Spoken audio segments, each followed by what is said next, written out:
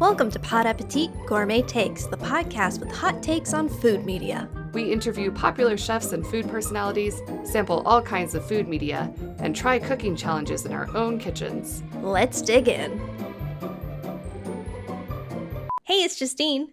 And it's me, Meg. Welcome back to another episode of Pod Appétit Gourmet Takes, where we cook themed recipes every month and chat about the latest food media we've been consuming.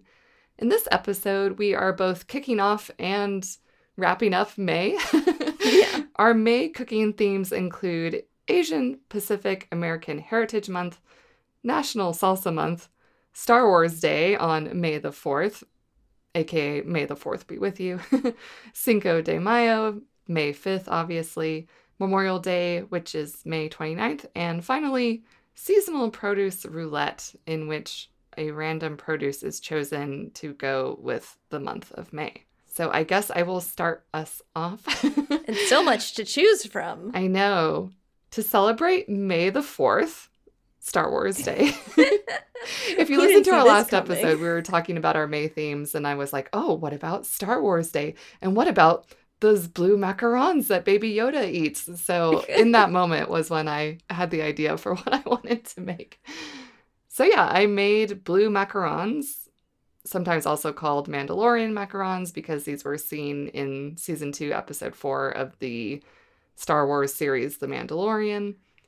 As one might have guessed, there was a Binging with Babish video on this, so that made my life a whole lot easier. And it was also an interesting video because he interviewed Jon Favreau, one of the showrunners of The Mandalorian. So he chatted with Jon about the cookies and the inspiration behind them and all that. So this was your pretty basic standard macaron. But I've never made macarons before. This has always been on my list of sort of like challenge things I like to make. I always hear about how difficult they are to get correct. So I was very pleased, very, very happy with the end result. The cookies turned out exactly how I wanted. They have the nice little dome. It's crisp, kind of like crackly on the outside, but then it's got that nice chewy center. It had the feet. I was so worried about the feet. I'm like watching them in the oven. Come on, feet. I was very pleased with the end result of the cookies, especially. I'll get into the filling in a moment. Mm-hmm. The recipe that Babish used included raspberry extract for the flavor, I guess to go with the blue color, blue raspberry, etc. I didn't have blue raspberry, or I should say raspberry extract, and I had a ton of almond extract. So I'm like, you know what? I'd rather have an almond flavor anyway. So that was the one substitution I made, using the almond flavoring instead of the raspberry, which I think it's totally easy to swap extracts. It's not a big difference. It's very time consuming to make these. You have to sift the almond flour and the powdered sugar 3 separate times and blitz them in your food processor 3 separate times. Wow. So that's how you start the recipe, and it's already very labor intensive. And you make a meringue and you fold the almond flour and powdered sugar into the meringue, and then you pipe it onto parchment. And since this was the first time I made it, I wanted to be very uniform. So I made little stencil circles on the parchment paper so that I would have a guide, which I'm glad I did, because it's really hard to eyeball it, especially when you're making sandwich cookies and you want the 2 halves to be about the same.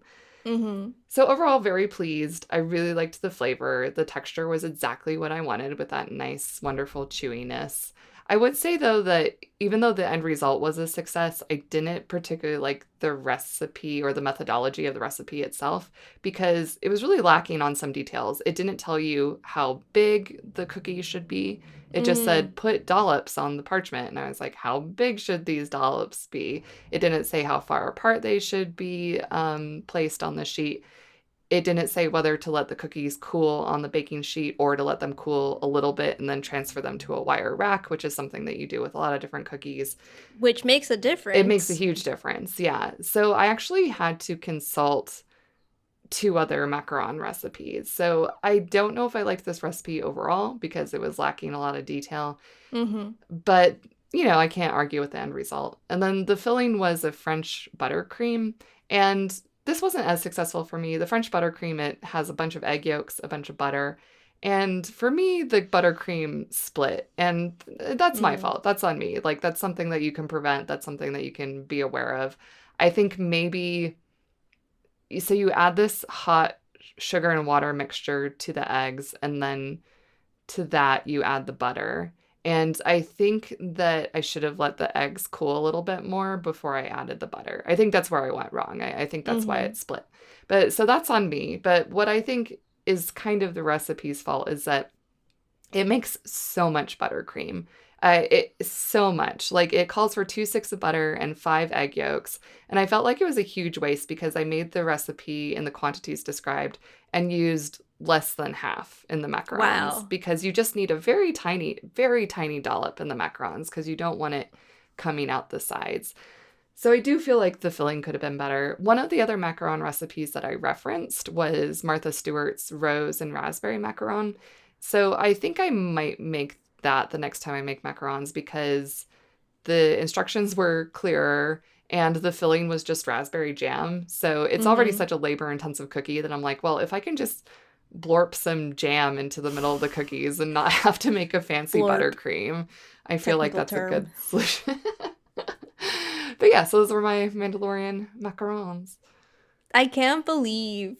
I mean, like, I knew that this was your first time making macarons, but, like, seeing the picture, I'm like, she's had to have made these before because they're so perfect. I've literally never made them before. Oh, one big mistake I did make that I guess I should mention. So I was piping out the batter of the cookies, and I was doing a sort of, like, spiral shape. And it's a very loose batter. So I thought, well, it sits on the tray for a while, so I'm hoping that it'll just sort of make a nice little puddle instead of like a clear spiral. But I had put out I'd done a whole sheet of cookies, and you could still very clearly see the spiral pattern. And I was like, well, that's not right. Like, you're not supposed to be able to see. I mean, maybe I shouldn't have done it in a spiral in the first place. I just thought it'd be a good way to get a nice circular pattern. But the spiral wasn't going away. It wasn't flattening out. And I knew if it baked like that, it would just look like a spiral. So I'm like, that's not what a macaron looks like. I literally scraped all the batter off of the parchment paper with an offset spatula, put it back in the piping bag, and did it all over again. But I'm happy I did. I'm glad I did. Bake Off. Start over. Yes, I did what Bake Off contestants should always do when they know they've messed up, which is just start over. These are so pretty. Thank you. I'm very pleased. Yeah, I'm like so proud of you. Oh, thank you. I'm like, are macarons really easy to make? That's what you got me think. I know. I was led to believe these are very difficult, very time consuming. Yes, but I don't know. Maybe it was beginner's luck. Okay. I can't wait to see your next batch. Yeah, I feel like I have to make them again. I was so pleased with how they turned out. Now you're going to be selling them. My own bakery. Yes, Meg's Macarons. You heard it here first. Oh, now you're French. What have you been cooking? Goodness. So I did a roulette. I can't turn away from a roulette. Justine can't resist a roulette. That's right. So I rolled cauliflower. This is a May vegetable? Yes. Yeah. Although I think it's seasonal a lot more of the time of the year than May. It's still on the list for being highly seasonable for May. Okay? You got it. So there was this recipe on my Pinterest that I hadn't made yet. Basically, I looked at my own like sort of Pinterest, like what I want to make board, and just searched cauliflower, and this came up, and I was like, great, here's a good excuse, Nice. I love a good excuse. And it was sweet and sour cauliflower, so I was like, oh man, this also falls under AAPI heritage. And it rhymes. That's what I always look for in a recipe. I knew you would love it. As in, Meg is gonna love this recipe just for the rhyme. Exactly. So it was really easy to make and tasty. Basically, you chop up a whole head of cauliflower into small florets and then make your sauce. It is made with veggie broth, tamari, maple syrup, chili flakes, tahini, 5 to 6 minced garlic cloves, and rice vinegar. There is a note in the recipe about how they used a dark homemade veggie broth, thus resulting in the dark color of the dish. So if you're using a clear broth, your dish will look beige, as mine did.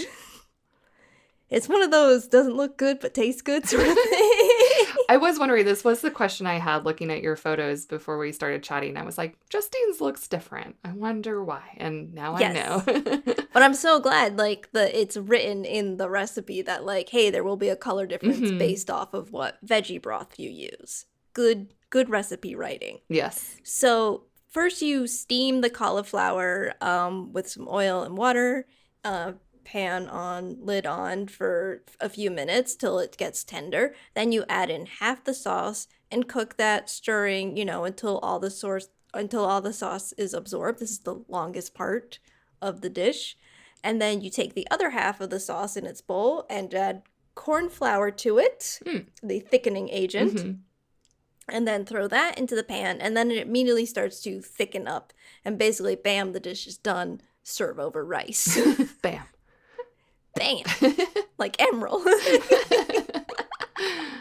The ingredients sound great. Did it have that classic sweet and sour flavor profile that you would expect? Yeah, it really did pack a punch of flavor. That's why I keep saying, like, it doesn't look it, but it is really flavorful. So you got, your tamari, maple syrup, tahini, rice vinegar. They all come through, and to make a really scrumptious, sumptuous taste. So what's giving it the sourness here? I guess the vinegar and maybe the tamari a little bit? Yeah. Nice. Well, the tamari would be more of a salty. I would definitely say, more the rice vinegar, and maybe even the tahini is I feel sits on the sour end of the tongue. I always find tahini bitter, but that's me. Would you make it again? Yeah, I would. Especially, it's kind of one of those, like, you come home late, I only have a head of cauliflower in my fridge, like... What can I do? Oh, here we go. It's definitely, I recommend it. It's one of those sort of, like, late night, I don't have much except for my stocked pantry and this one fresh vegetable. Yeah, it looks good. Yeah, I recommend. And what do you have up next? Next up was Cinco de Mayo. So I had back-to-back cooking adventures. Woohoo! May the 4th, May the 5th. Oh, yeah. Also called Revenge of the 5th among some Star Wars nerds, but that's just going too far. That's right. I love corn. I love elote. And I thought this would be a good place to start for a Mexican-inspired dish. I kind of made up my own recipe, sort of, but it's one of those things where if you have elote, there's a few expected things. So basically I took street corn elote, which typically has corn on the cob, and on top of that you put some sort of spicy, some sort of creamy, like mayo, lime juice, and cotija cheese. These are the main elements. I took corn kernels. I would have liked to have found corn on the cob that I could have cooked up and grilled whole and then sliced off the cob, but I didn't find any nice looking ears at the store, and I was already exhausted from making the macarons the day before. So I just got frozen corn kernels. I would recommend making this recipe with fresh corn if you can find something nice and in season. So basically, I just probably later in the year. Yeah, exactly. I was hoping to find some nice looking corn, but it's very early in the corn season. But maybe next month I'll try again. Yeah. But basically, I cooked up the corn on the stovetop in a pan until it was nice and browned and a little bit charred. And I combined mayo with Trader Joe's elote seasoning. So that was a nice little shortcut too. They just put everything in there for me already. I also added a little extra garlic powder and cayenne and a little bit of salt. There is already salt in the Trader Joe's seasoning. I think it's the first ingredient, so not too much salt. Mix that all up together in the mayo mixture. And then while the corn was still hot, I mix that into the corn until it was coated. And then you just serve it with some fresh lime juice, a fresh lime wedge, some cilantro, and some crumbled up cotija. So it was really Yeah. easy to make. It was really good. I wasn't quite sure how to eat it. I was like, do I just eat it with a fork? I mean, I'm happy to just eat it straight. Yeah. So I did that, but I also dipped some corn chips into it too, which might be Yeah. gilding the lily. Also, it's Corn like, on corn. yeah, corn on corn on corn. I can never get enough corn. I really liked it. I feel like I don't really need to write up a recipe for this, especially since I didn't measure anything. So I don't know what I'd put in the recipe. Everything would just be like to taste, you know. Yeah. But if you have those ingredients and want to try to recreate it, it's pretty easy. You know what? A friend of mine who is a chef in Chicago, many years ago, I was working on her web series. This is so many years ago, even at, like the dawn of the web series stuff. She wanted to do some YouTube cooking videos, and one of her recipes was an elote salad like Mm-hmm. this. I've had it at a restaurant before too. So I'm not trying to say that I No, created this no, not at amazing all. groundbreaking recipe. But yeah, it's out in the ether. It's pretty easy to make. It's just sort of a twist on the classic elote. But I love it because the corn is sweet, and then to that you have the spiciness, and then Mm-hmm. the creamy fattiness of the mayo and the cheese. The cotija cheese is also quite salty, which I like a lot. I love a salt, so I love that burst of salty cheese as well. And then you get a little bit of freshness from the cilantro and the lime to cut through all that. Mm-mm-mm. Well, that was back when I didn't know what elote was, and now I do. This is I'm like, is it summer yet? 'Cause yum. I know. I want some nice summer corn on the cob. That sounds amazing to me. Yes. What else you got cooking up? All right, another trip to the wheel spin for me. Spin that wheel. So it got me some big, beautiful scallions. Ooh. And I feel like you definitely notice when these are in season because they aren't there all the time. Because normally you see like the little, like smaller green onions, but when you have like scallions that are like more than a foot long, you know, I'm like, yes. Now we in season. So I made scallion oil noodles. Ooh. I have made this dish before, but it was a BA recipe, and I remember it being delicious, but a lot of work. Mm. Like you were low and slow with the scallions for a while to like really craft this bounty of oil. This recipe that I found, on the other hand, was simple and manageable in a busy life. Mm-hmm. So I did make some replacements to make it gluten-free. First of all, I used rice noodles, the same kind I use for my pad thai, so we're always stocked up. I used tamari instead of soy sauce, and instead of dark soy sauce, I used this vegetarian like oyster sauce that I've had that like give me any excuse to use it because I can't think of many. But replacing a dark soy sauce was a really good exchange. It gives it that umami flavor. It's yummy. I also use maple syrup instead of sugar because I cannot have sugar right now. So I'm always subbing that out. So what you do is you segment your scallions by dark green, lighter green, and white parts. Keep those separate. Thinly slice them all, and then you get your wok or your pan that's kind of wok shaped. It always helps. Put in your oil and then cook them in that sort of reverse order: the white, the lighter green, and then the darker green until they are crispy. And then you take them out of the oil, so you have like a little paper towel on a plate that you put them on. And so everything that's left on the pan there, you then add those sauce ingredients I just mentioned, all of those. Mm-hmm. And it's really quick because the oil is hot. You just wanted to get everything to combine, and if you're using sugar, to melt that sugar. And then you add in your cooked noodles and toss that around. Toss the sauce. And I like to add my fried scallions in there as well because I like them mixed in. I know a lot of recipes say to just top on, and I'm like, no, I want them integrated so every bite definitely gets me that like crispy scallion. Nom, nom, nom, nom, nom. I also have a bottle of vegan oyster sauce that I don't know what to do with, so this is a good suggestion. Don't we all?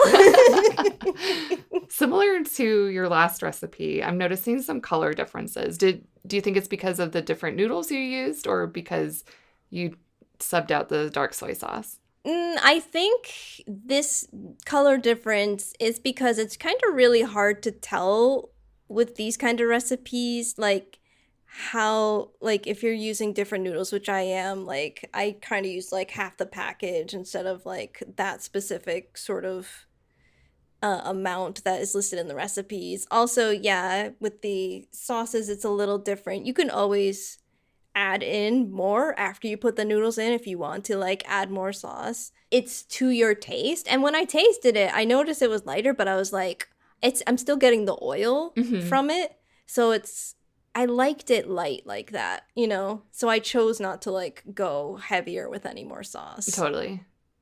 Yeah, this looks great. I love scallions. I love crispy scallions. I've always been tempted to make some sort of scallion oil like this. It's so good. It's so good. I will say both my dishes though, both of these, they go fast. Like they don't last long. Yeah. And you're kind of like, I'm hungry again because like, but they're tasty, you know. But I would make more food. So you liked this better than the BA recipe? I feel like they're both good, but this one I'm remembering the BA one took a while. I think it was like a Chris Morocco like long haul. I could be wrong, but I feel like this one was just easier and kind of got pretty much the same result. Always better when you can get the same result for less work. Yeah, I think that's my ultimate overall theme. Remember last month where I just did too much? This month I was like, what can I do that's fast? Because I'm like, I'm gonna make macarons that take all day. Yeah, did not have that time this month. I was like, woo, what can I make after work today? So I see that you have a lovely food trip you want to talk about that I'm dying to know. Yes, these are not foods that I made, but foods that I consumed. So I thought I would take y'all on a little food tour of Las Vegas. I'm going to segue from the scallion oil to more scallion oil. One place I went was Momofuku. This is somewhere I've been wanting to go for a long time. This is one of David Chang's restaurants. I went during lunch, which was a much smaller menu than their dinner menu, but there was still a lot to choose from. So I got the mushroom ramen, which was delicious. It had maitake mushrooms, bean sprouts, scallions, and what I think was scallion oil, although it didn't say it on the menu, but it had these nice little green blobs of oil that tasted very much of scallion, so I believe that's what it was. I loved this. I think that maitake is an especially smart mushroom to choose for ramen. I agree. You get these nice, thick, almost steak-like pieces, you know, so it's a good substitute for a pork cutlet or whatever, and it sits in the broth. It's chewier. Yes. You get a nice big piece that's also, I would say, more structurally sound. Maitake is one of my favorite. I like the flavor. I like the texture. I like how it's very firm. I'm not the biggest fan of shiitake, and I think that a lot of places just sort of default to that for their vegetarian options, when I feel like there's so many other mushrooms out there, especially since shiitake, I think, can get a little bit slimy, especially if you're having it sit in a broth for ramen. Ooh. So anyway, I was very pleased with this. And wait, you know what I don't like that they use a lot in vegetarian stuff? Portobello. Oh, portobello. Oh my gosh. Yes. That's the most basic mushroom. Just give me the salad. Basic mushroom. Sorry to all the portobello lovers out there. Yeah, give me different mushrooms, for sure. Something that I didn't eat, but that my friend ordered and I took a pretty picture of that you may see on the socials, maybe not, I don't know. But he ordered the pork belly buns. They looked very nice. If I still ate pork belly, I would definitely eat those.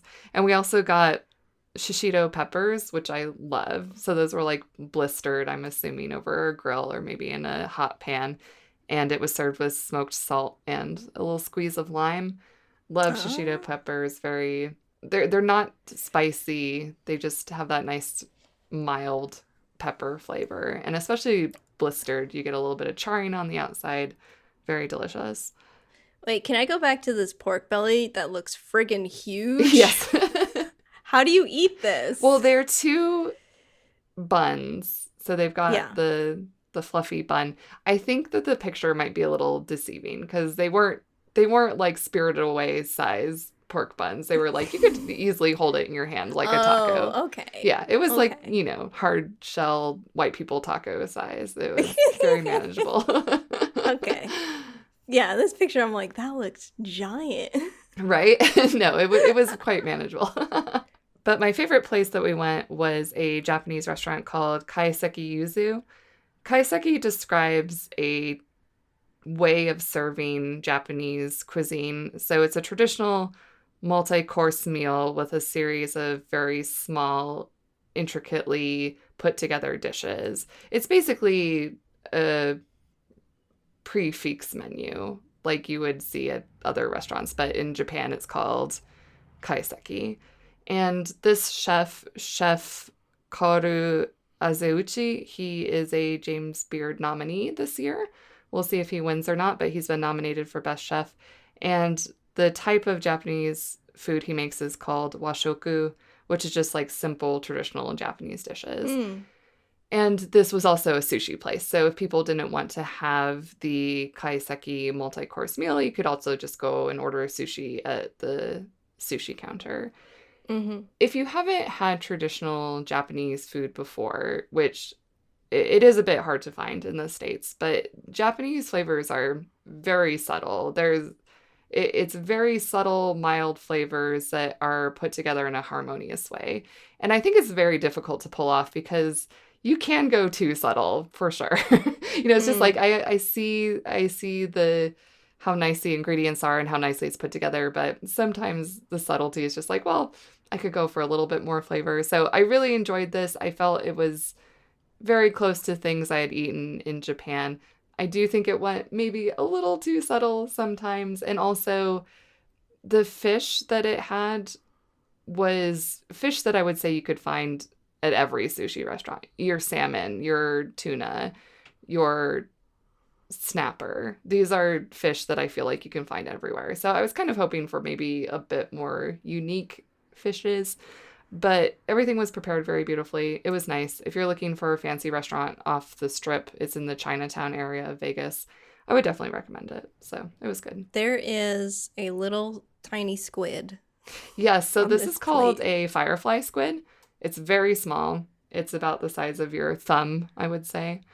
Oh. Yes. You eat the whole thing? That's what I did. I'm not sure if that's what you're supposed to do, but also squid is quite chewy. I always find squid very difficult to break into smaller pieces with my teeth, so I'm just like, I'm just eating it whole. And I will say I did make an exception for this meal and ate some seafood. I apologize. I was a bad vegetarian. You have nothing to apologize for. What's this thing that looks like a stick of butter with a leaf on it? What if I said it was a stick of butter with a leaf on it? I'd be like, did it taste good? No, it's not. That was the dessert. So it was... Oh, no. The menu says dessert of the month. That doesn't help me. Oh, no. It's got little kisses on the side. Yeah, let's hear. Okay. I can't remember exactly what the main thing was, but it was kind of like a... sort of like custard, I think I would say. And I believe it was yuzu flavored, if I remember correctly. Ooh. Like the name of the restaurant is Kaiseki Yuzu, and a lot of the dishes had yuzu flavoring. Yuzu is an Asian citrus fruit. It's kind of between a lemon and a lime. I love yuzu. It's hard to describe a different kind of citrus when you already know what all the citruses are, because it really is its own thing. It's not a lemon, it's not a lime, but it is very similar. I love it. They had cute little yuzu patterns on their chopstick rests. So a lot of things were yuzu flavored. Ooh. And the leaf on top was like a very thin wafer, a very thin feather designed or leaf designed wafer. And there was some matcha powder on top.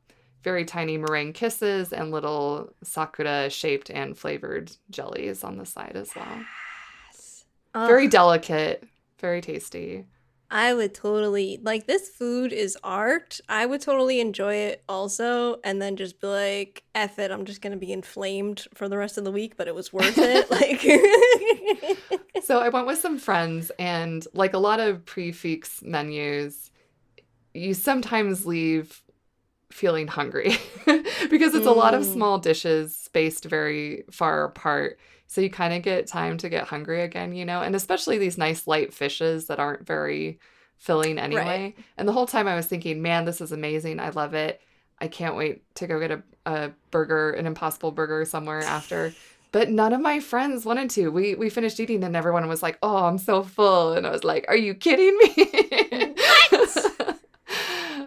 So I guess that was just a me problem. And the last place I wanted to mention, but not necessarily recommend, was the Candy Martini Bar. Uh-oh. This is fun. This is a place you go for the Instagram pictures. It is giant martinis. And when I say giant, I mean like bigger than my head giant, like $50 each. It's like one of those fishbowl drinks that you're meant to share with your whole party. It's all about the gimmick. It's giant martinis filled with candy and dry ice. So they are just Instagram worthy, very colorful, full of candy. Totally not worth the price, but maybe worth the fun experience. Oh, so is this one Jolly Rancher? What's that? Is this one Jolly Rancher? Yeah, there was like Jolly Rancher ones, Gummy Bear, Nerds, Rock Candy. Cotton candy. Chocolate. The one we got was cotton candy. So there's a big old mound of cotton candy on top, which was pretty fun. Actually, I quite liked that because the base martini was more like a margarita. And then you had the cotton candy on top, and the cotton candy melted into the drink, which was actually nice because it added a little bit of cotton candy flavor to the drink itself, and it wasn't too sweet. I was looking at the other candy drinks that other patrons had ordered, and I just felt sick, you know. I was like, oh, that's so much candy. And they were like rimming the glasses with like, they're like spackling on frosting and then like dipping it in whole ass Nerds and everything. And I'm just like, that's too much. But I feel like the cotton candy one was actually the way to go. It was a little bit more subtle. Oh my God, I haven't had alcohol or unrefined sugar in like 3 years. I would die, but oh man. Yeah, it's like instant sugar coma. Definitely split it with as many people as you can. Well, it looks like you had such a fun time. I'm super jealous. This looks so good. It was really fun. Vegas is a fun food city. These weren't the only places we ate, but I feel like these were the notable places to mention. Really fun time. Yeah. Beautiful. We should just keep sending you out as like the Could I be a food reporter? That would be a dream job. I would love that. Oh my God. Do it. I'm entertained. I should start just trying to be a food writer. Go places, write about it. Yeah. Okay. Yes. Let's do it. Okay, that's what we've been cooking and consuming. Now to move on to the food media we have been consuming with our eyeballs. Justine, this is something that we've been looking forward to. Yes. I know. I think we gave it away last time. We did. Yeah, we were so excited, and it's finally out. Taste the Nation Season 2. Actually, when you logged on, could you not find it at first? It kept trying to play Season 1 for me, and I was like, no, Season 2. Because it comes, like, between... Because Holiday isn't a Season 2. It, like... At first, I couldn't find it. So, this is for all you people who are like, I'm confused, I can't find it. Like, on your Hulu, like... go up if you've watched all the seasons because it's between 1 and Holiday. So weird, right? Yes, very weird. How many have you watched thus far? I've watched 3 episodes. How about you? I think I've watched 5. Oh, wow. Nice. What are your thoughts? I think overall I love this show because I love this show. I think that it's not as, quote, edgy as season one. Mm-hmm. I think they did like sort of the more, I don't know, I don't want to say chaotic, but people who've had like a lot of war and strife in their past in season one, and that was like a lot of the focus. So they did like the big like heavy hitters. But still, I mean, it's still a good show. It just feels a bit lighter, which is fine, you know?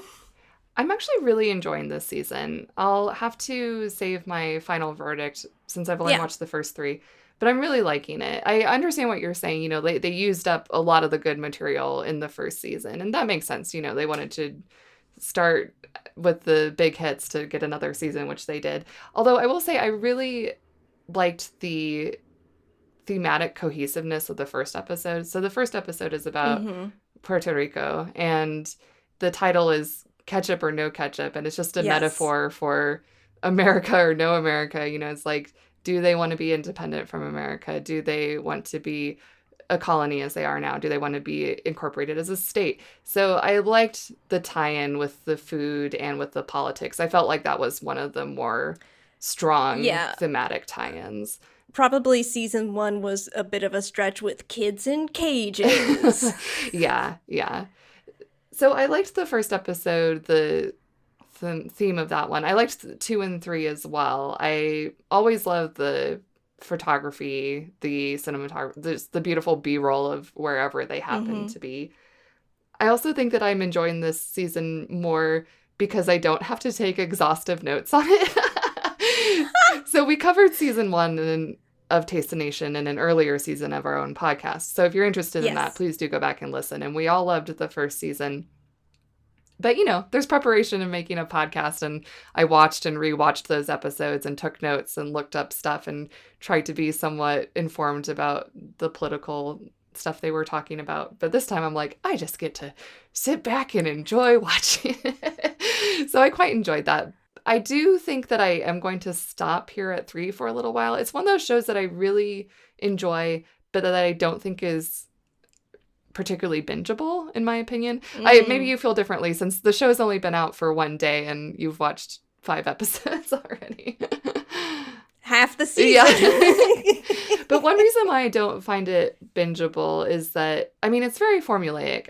All shows are formulaic, but for some reason, when it's a formula of a non-fictional, non-narrative show, you can really see the formula and the beats. So I'm just like, I think that I enjoy this more when I don't watch it back to back to back. Yeah.